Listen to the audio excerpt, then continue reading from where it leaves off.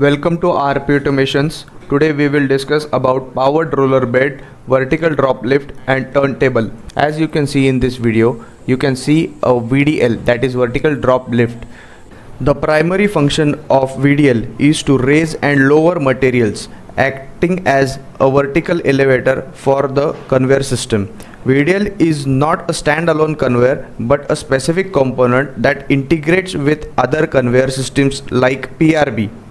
PRBs are used to transport loads along a fixed path for parts of an assembly line or the moving object between different stations. These systems are designed to be robust, reliable and low maintenance. The system which you are watching now is fully automated with PLC system. PLC is a controller which is installed in control panel with required wiring setup.